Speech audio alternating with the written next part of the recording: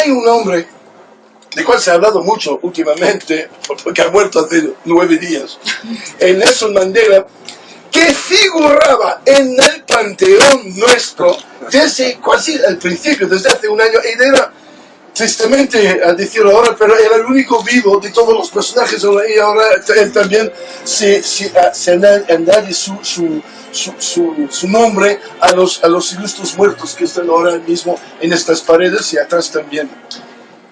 ¿Por qué su presencia aquí, Nelson Mandela, desde el principio del Vaticano, desde el año pasado? Es porque defendía valores humanistas, es decir, después de todo lo que él había vivido en su vida, le llega finalmente a ser liberado de esta cárcel donde pasaba más de 30 años, liberado pues del apartheid contra el cual él había luchado, y finalmente con un acto increíble de reconciliación decide de no intentar de castigar a los blancos que habían promovido estas leyes racistas, e intentar de incluirles en una nueva África, en nuevo Sudáfrica. Y esto ha dado a él esta dimensión humanista, esta dimensión de una visión de un mundo sin diferencias raciales, un mundo sin diferencias de cultura e incluso también sin diferencias de religión, porque en Sudáfrica hay muchas religiones que se unen también, no solo razas. Pero en este elogio, porque ahora son una semana que tenemos funerales y funerales y funerales y otros funerales y homenajes y todos los grandes, el presidente Obama y no sé cuántos otros presidentes a su funeral, y en todo lo que he oído en esta última semana parece que falta mucho.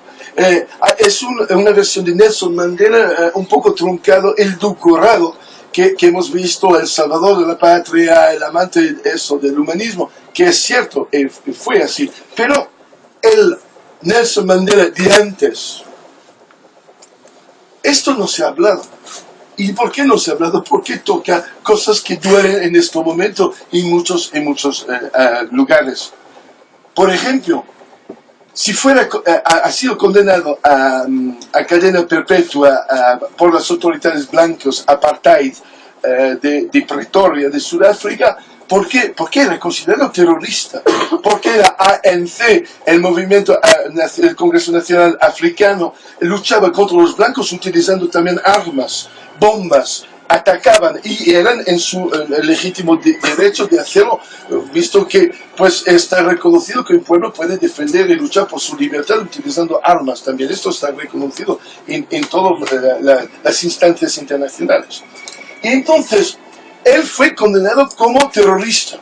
Yo creo que este hecho de que es muy parecido la lucha contra la apartheid, como la lucha de los palestinos contra los israelíes, hace que han tenido a limpiar la imagen del señor Nelson Mandela y no hablar de quién era de verdad. Muy interesante también de ver que cuando sale de la cárcel, sus primeros años salido de la cárcel, hacía declaraciones que molestaban a mucha gente, tanto que hasta 2008, hasta entonces, hasta tan solo 5 años, el Nelson Mandela estaba todavía en las listas de los terroristas del gobierno americano. Que el gobierno británico conservador no quería en ninguna manera hablar con esto, considerado como terrorista. El gobierno británico tampoco ha ayudado la lucha contra los blancos, contra la apartheid, eran contrarios a las sanciones, contrarios a los actos que estaban del lado de los blancos racistas contra los negros en África. Y entonces sale de la cárcel y hay una declaración que yo tengo en internet, y esto a la mitad de los años 90, en Seattle, invitado por unas organizaciones, buenas ONGs y organizaciones ya en este momento luchando contra el capitalismo, y hace una declaración en el 95-96, dice que ahora que soy fuera de la cárcel, todos son mis amigos. Eso es Nelson Mandela que habla. Pero yo me recuerdo que los que me han ayudado de verdad durante los 30 años en cárcel tienen nombres. Uno era Yasser Arafat, el segundo Saddam Hussein y el tercero Gaddafi. Se olvida ahora que incluso Gaddafi, que después se transformó en payaso, pero al principio luchaba contra el colonialismo, luchaba contra los italianos, porque la Libia era una colonia italiana, luchaba por los derechos africanos y hasta hace poco seguía diciendo Nelson Mandela que era un gran africano, el Gaddafi, por el hecho que luchaba contra el colonialismo. Todo esto en esta semana de celebraciones del señor Nelson Mandela, nada ha dicho nadie de esto. No se dijo, ha limpiado la imagen y ahora es un saludo a la patria y no se sabe tampoco muy bien de qué cosa ha salvado. Está ahí y muerto en su tumba en oro y tal, pero la verdad es que ha participado y durante toda su vida a esta lucha contra el racismo, que es la cosa fundamental de nuestra percepción humanista y nuestra percepción de la ilustración, es decir, luchar contra los racismos. Ya Voltaire en su época estaba ahí hablando de cómo se podía conquistar las Américas cuando había ya pueblos por ahí y que tenía que ser respetado. Entonces, esta lucha fundamental contra las diferencias raciales, que por cierto, además, parece tan absurdo cuando se ve que la planeta Tierra es una piedra tan pequeña en medio de la inmensidad de nuestro universo, y después todavía más grande del cosmos. Entonces estamos ahí a hacer diferencias entre blancos, negros y todo esto, cuando la verdad es que estamos todos en un pequeño barrio, en una roca en medio del nada. Entonces, ridículo, pero también ridículo limpiar la imagen y olvidar lo que ha sido. Interesante también la vida. Yo no voy a hablar, como se llama, con precisión histórica de su vida. Yo lo que lo voy a decir ahora son los recuerdos que yo he tenido a lo largo de mi vida de su historia. Y tampoco he ido a ver Wikipedia para verificarlo. Entonces es de memoria lo que voy a decir. Pero si no me equivoco, nace en 1918. Sudáfrica en este momento era un lugar un poco conflictivo por los ingleses, porque era parte del imperio británico, del Commonwealth, pero con este grande componente holandés, los Boers, contra el cual los ingleses han tenido una guerra tremenda, terrificante, una de las primeras guerras sucias contra inmigrantes blancos holandeses. ¿Para qué? Para los diamantes y para el oro de Sudáfrica y nada más. Una cosa que me toca en particular esta historia, porque esta historia va del lado de mi madre. Yo soy inglés del lado de mi madre y mi abuelo era ya mestiz, mi bisabuelo era muy mestiz y mi bisabuela era sudafricana, una negra sudafricana que mi bisabuelo había encontrado ahí cuando el británico hacía la guerra contra los holandeses, encontró a esta chica. Y a la diferencia de muchos soldados ahí, en vez de dejar a la novia después de la guerra y volver a Inglaterra, ha vuelto con la novia en Londres. Y fue una de las primeras negras en Londres, era mi bisabuela. Y era la señora negra de Lambeth, un barrio del sur de Londres. Y entonces, nace Nelson Mandela en medio de una cosa que era tensiones entre blancos, entre holandeses y blancos, y también judeos, que no hay que olvidar un componente enorme de la presencia judía en Sudáfrica. ¿Por qué? Porque los judeos dominan los diamantes y la Sudáfrica es la compañía Boer y otras compañías, el lugar de donde salen casi todos los diamantes del mundo.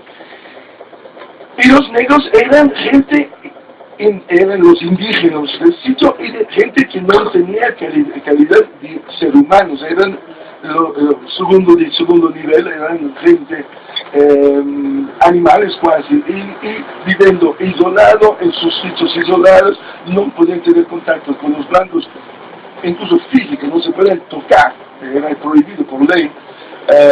Relaciones sexuales eran evidentemente totalmente prohibidos para separar, para no edulcorar la raza blanca. Y había en esto los half caste, que eran los indios, los trabajadores y empleados del Imperio Británico, que eran de la India y de Pakistán, de la India que el Imperio Británico había llegado ahí. Y entonces, toda una serie de niveles de ser humanos, los buenos que eran los blancos, los un poco menos buenos que eran los hafkas, que eran los indios, en el cual los judíos también estaban, y después la última categoría, los negros, que eran nada. Él nace y se le dicen, esto es una leyenda que no sé si es comprobado o no, pero se presenta como hijo de la aristocracia negro indígena de ahí, que eran hijos de reyes, entonces siempre se ha visto en su comportamiento, en su manera de presentarse, esta clase, esta alteza real, entonces, y no sé si a qué nivel es verdad, esto habría que verificarlo. Pero lo que sí es, hace estudios de abogado, entonces una persona ya desde su juventud, con una idea muy clara que él no es de tercera categoría, él es igual, es un ser humano como los demás y además abogado. Pero muy raro también, llega a ser abogado en una de las primeras universidades mixtas y en Sudáfrica, y también campeones de boxeo, esto también me lo recuerdo. Entonces, ¿qué hace una persona esto con el linaje noble, abogado, pero también campeón de boxeo? Y yo pienso que era tan visceral este hombre a defender sus derechos que esta lucha tan organizada que es el boxeo, pero que es salvaje, era una manera finalmente de controlar esa enorme vitalidad que tenía y también saber defenderse, saber defender sus derechos hasta con los puños. Entonces, una persona de verdad, una persona intelectual y una persona del pueblo. Como yo vengo ahora mismo de México y donde me han hablado a lo largo del serpiente a plumas, del dios que ahora mismo no me recuerdo su nombre, pero el dios principal. Quetzal. Finalmente un mexicano me ha descrito qué significa esto, porque el serpiente a pluma parece una cosa mitológica, pero tiene un sentido filosófico. La serpiente, como uno que conoce la tierra y que está ahí a arrastrarse, y conoce los contactos, las redes, toca todo, está ahí, y las plumas por volar, es decir, el espíritu, el intelecto, la posibilidad de estar por encima a la situación y mirarlo por encima, es decir, analizar, contemplar, meditar. Y entonces el Dios principal de los mexicanos, un Dios que puede a la vez estar con el pueblo y hasta tirarse por ahí, y en el mismo momento volar por encima. Yo creo que Nelson Mandela era estos 70 plumas. Tenía estas dos funciones. Y tan se involucró después con la ANC para luchar directamente contra los blancos, incluso físicamente, incluso militarmente contra los blancos. Unos judeos estaban al lado de la ANC y han participado también a la lucha contra los blancos, situándose los judíos del lado de los negros, no todos, pero los intelectuales, porque los otros, los de la pasta, los banqueros, eran evidentemente del lado del Imperio Británico, de los diamantes. Pero, entonces, un hombre que ha conocido también y ha participado en una lucha donde otros razas estaban juntos para defender valores humanistas. Lo cogen, lo mandan estos 30 años o pico en una isla desierta, la Robben Island, y ahí medita, piensa, va poniendo en orden, y sale este hombre que ahora se está celebrando hasta hoy. Pero la cosa creo que es importante para nosotros hoy en día es hasta qué punto la violencia es legal, hasta qué punto es legítimo defender sus derechos andando más allá. Más allá de que de una legalidad democrática, cuando por ejemplo en Sudáfrica no había legalidad democrática, era un grupo de blancos que pues hacían lo que querían y los otros no tenían nada. Entonces son discusiones y pensamientos de cual yo creo que no hay nada claro, no es que hay ciencia cierta, hasta cierto nivel hay que ser pacífico y después si pasa algo hay que ser violento, pero es muy complicado el asunto. Yo creo que ciertas personas incluso aquí en Europa tienen los mismos dilemas y mismas dudas. Para acabar, hay esta otra noticia que llegó esta semana y que para mí ha sido una fiesta enorme, he bailado durante los días en los bodegas que se dejan. justo, sí.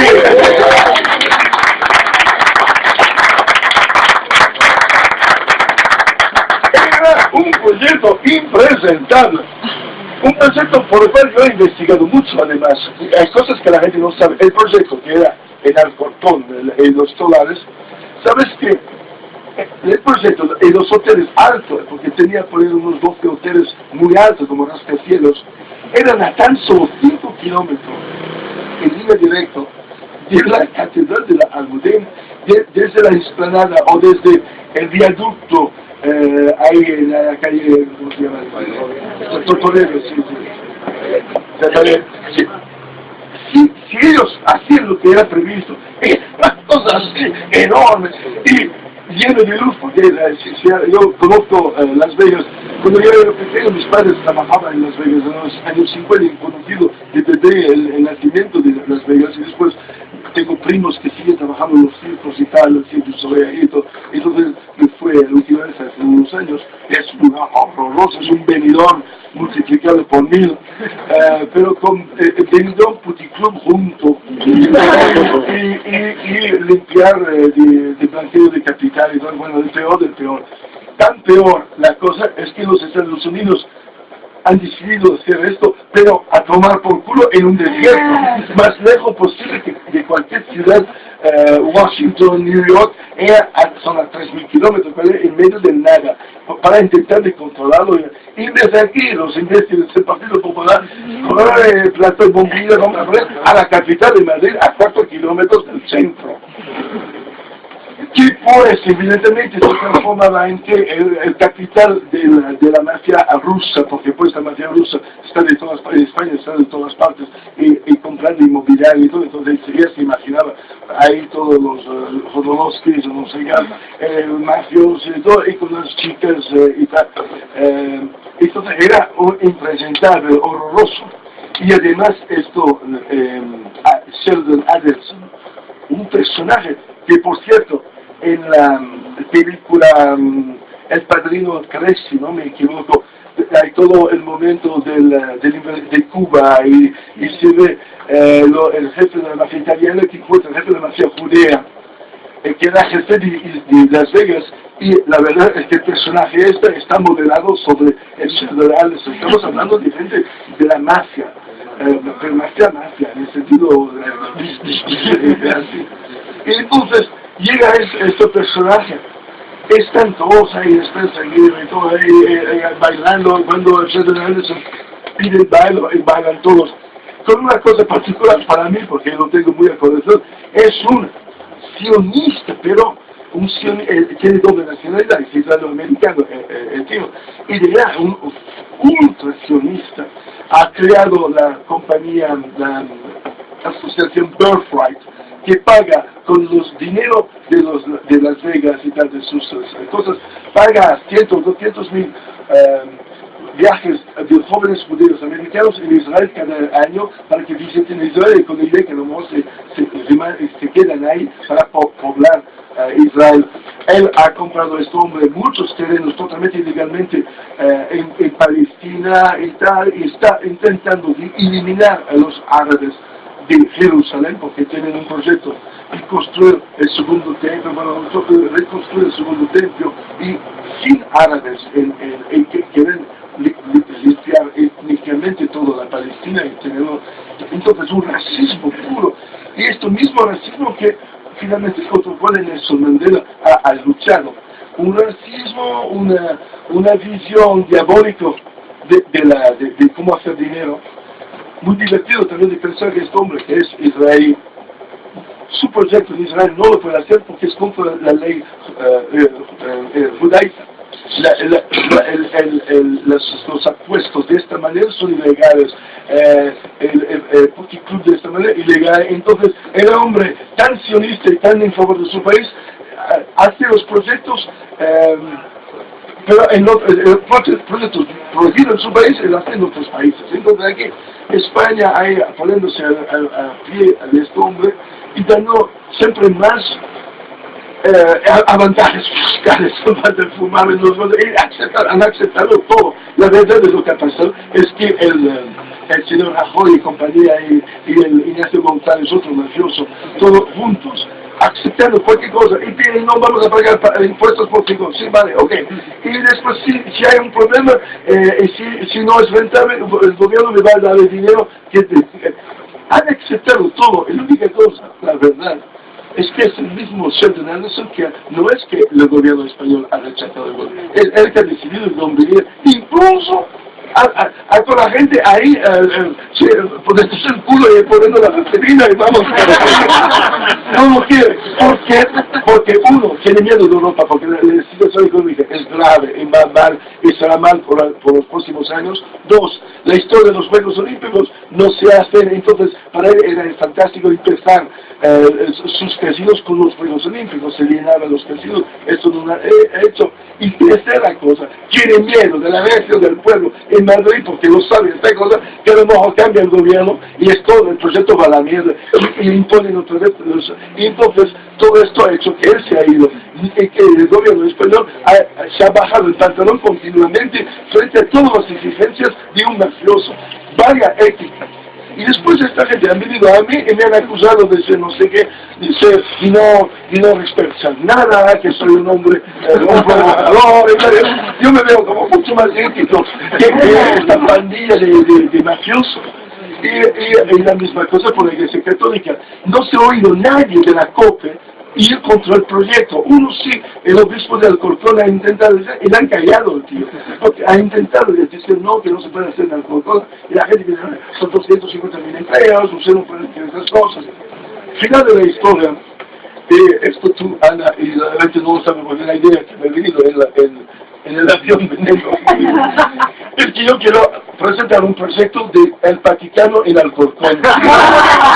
Yo quiero crear 260.000 empleos. Visto que es tan fácil hacer un proyecto, o 400.000 empleos, porque voy a hacer una ciudad entonces aquella, una ciudad de los payasos, una ciudad, un parque temático sobre los errores de la religión, por ejemplo, y donde tú puedes ir sobre las montañas rusas y es un poco como un viaje en las religiones y te asustan y tal, y un lugar espiritual donde se pueden confrontar muchas religiones entre ellos y donde las clases humanistas y tal, y los hoteles van a llamarse Hotel Voltaire, Hotel Hobbes, Hotel Cervantes, porque me gusta mucho Cervantes, igualmente, entonces los fachas también le gustan. Y entonces hacer esto, y yo intento de hacerlo con un arquitecto, hacer algún dibujos de hoteles en formas de pato, y una urbanización que se ve entonces el lugar donde hay discusiones teológicas, el lugar donde hay cosas, los restaurantes, las cosas, y pues y pedir, como ha hecho el otro, 240.000 millones, porque pedir 240.000 millones de euros al gobierno para hacer su proyecto. Entonces yo pido 50.000 millones de euros, yo voy a crear 300.000 empleos, pero todos laicos, todos humanistas. Y yo creo que incluso podría molar, para toda Europa, de tener un lugar donde la gente sabe que puede divertirse, descojonarse de las religiones, con espectáculos de puta madre y tal. Y entonces eso, el Vaticano, un parque, porque Madrid tiene a soñar. En Madrid necesita sueños. Y después la dominación y el horror de un sueño de café con leche y todo esto, y el otro sueño de la mierda de esto de los Rodríguez, vamos a soñar con el Vaticano.